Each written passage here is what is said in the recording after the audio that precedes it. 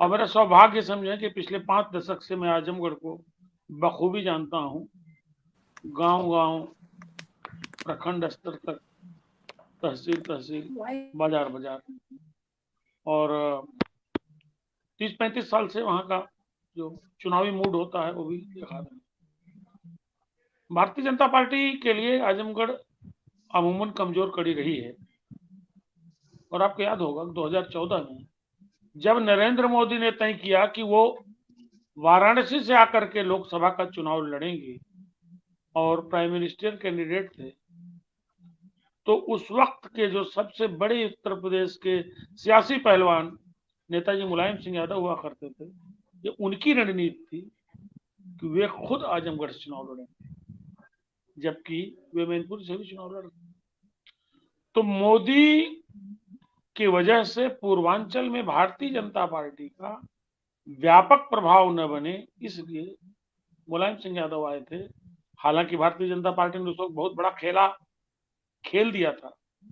Samajwadi party और मुलायम सिंह यादव के ही शिष्य रहे रमाकांत यादव को उन्होंने भारतीय जनता पार्टी में ले करके मुलायम सिंह यादव के सामने खड़ा कर दिया था, और चुनाव के आखिरी दिन तक नेताजी को बड़ी मुसीबत का सामना करना पड़ा। मतलब शिवपाल सिंह यादव ने लगातार वहां रुक करके चुनाव संभाला नहीं होता तो नेताजी को खराब परिणामों का सामना करना पड़ सकता था। तो आजमगढ़ ऐसा आजमगढ़ है, लेकिन ध्यान रखिएगा कि ये वही आजमगढ़ है जहां अखिलेश यादव पर दबाव बनाने के लिए इनको निरहुआ को उतारना पड़ा। लेकिन आप असेंबली इलेक्शंस के रिजल्ट्स देखें तो 2012 में भी और 2017 में आजमगढ़ में समाजवादी पार्टी का ही गढ़ बनाया आजमगढ़ के लोगों ने। आजमगढ़ को खाली एक सीट थी जिसमें भारतीय जनता पार्टी का उम्मीदवार जीता, और वो उम्मीदवार कौन? उन्हीं रमाकांत यादव जो 2014 में मुलायम सिंह यादव के खिलाफ पार्लियामेंट का तगड़ा इलेक्शन लड़े थे, उनके बेटे को उतारा। अब रमाकांत यादव वापस घर चले गए हैं, यानी समाजवादी पार्टी में आ गए हैं। तो आजमगढ़ तो एक बड़ी कमजोर कड़ी भारतीय जनता पार्टी के लिए थी, है और रहेगी। और आज बता रहा हूं न्यूज नशा पर, इसको मेरा आकलन कहिए, मेरे तजुर्बों का जो कुछ फलित है कि आजमगढ़, जौनपुर, मऊ, गाजीपुर, चंदौली,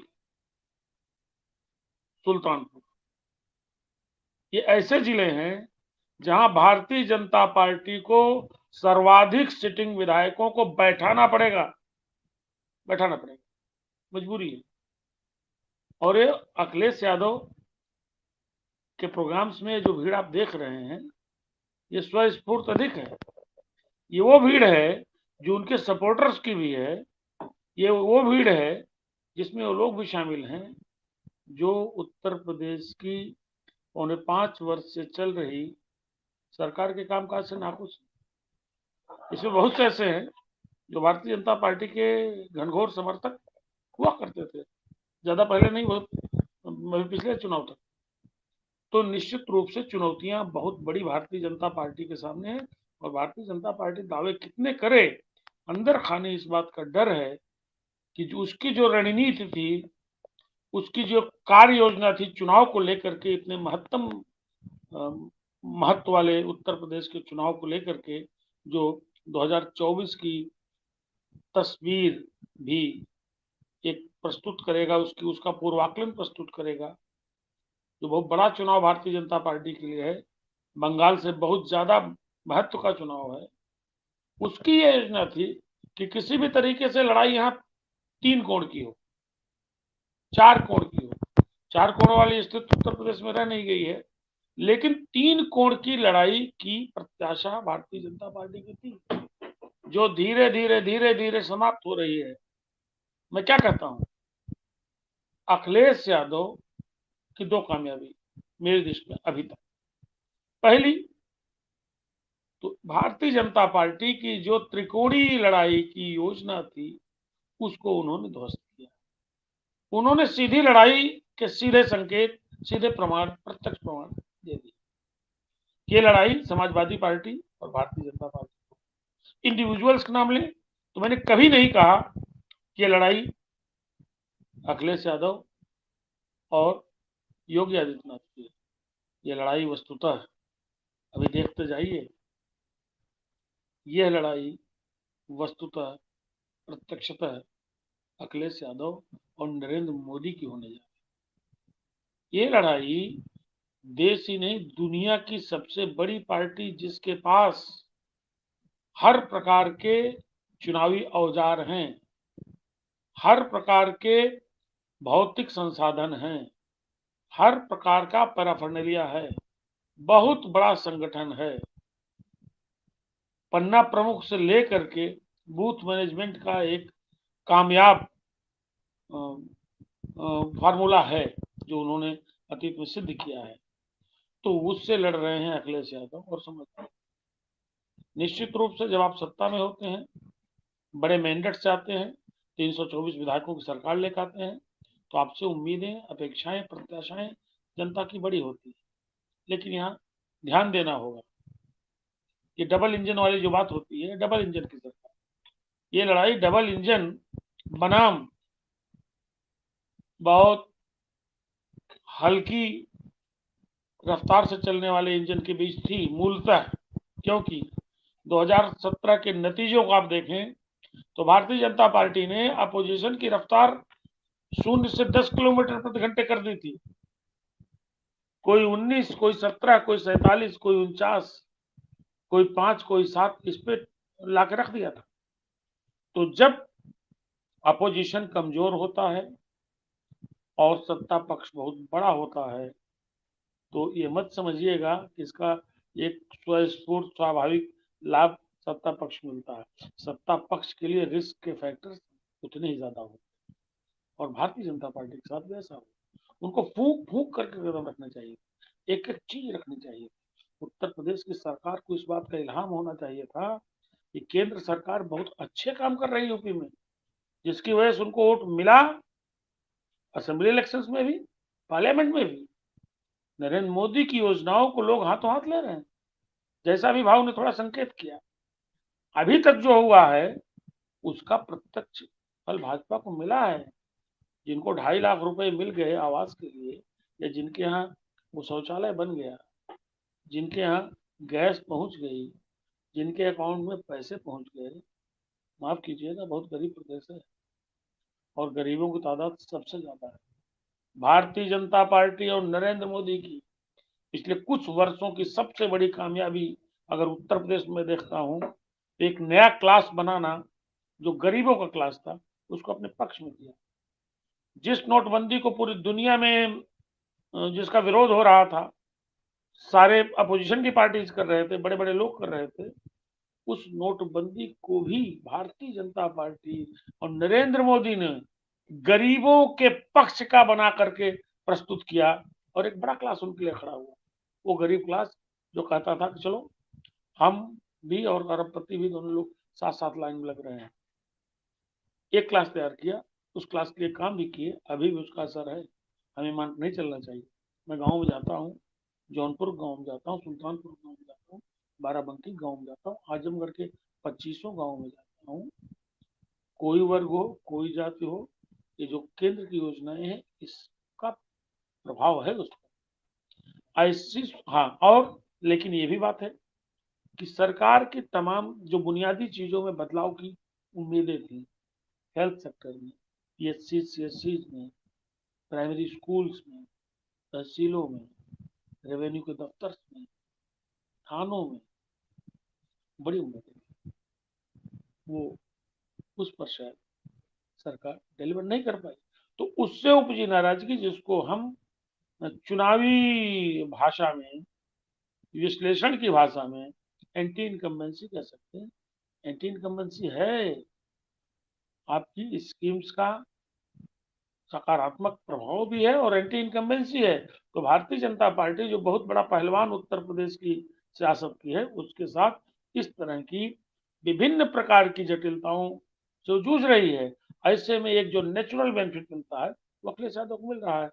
और ये जो भीड़ आप देख रहे हैं इसमें निश्चित रूप से कार्यकर्ता अधिक हैं, लेकिन जनता भी इसमें है। ये बात भारतीय जनता पार्टी के लिए खतरे की है। मैं यूं ही थोड़ी कह रहा हूँ कि भारतीय जनता पार्टी इसी पूर्वांचल में सर्वाधिक वर्तमान विधायकों के टिकट काटेगी, सर्वाधिक। और इन जिलों में खास तौर से गाजीपुर से शुरू होकर के आप सुल्तानपुर तक आ जाइए, सबसे ज्यादा टिकट कटेंगे। और ये जो टिकट कटेंगे ये भी बड़ा फैक्टर होंगे, ध्यान रखिएगा। ये जो टिकट कटेंगे, भाजपा अनुशासित पार्टी है, भाजपा को उम्मीद है उनको समझा लिया जाएगा जिनके टिकट काटे जाएंगे। लेकिन ये राजनीति है, राजनीति में नेता अवसर देखता है। और उत्तर प्रदेश में भारतीय जनता पार्टी के साथ सबसे बड़ी तकलीफ की बात यह है कि ज्यादातर विधायक असंतुष्ट हैं। असंतुष्ट किस दृष्टि से? कि उन्होंने जो इन्वेस्ट किया उस इन्वेस्टमेंट का फलित नहीं मिला।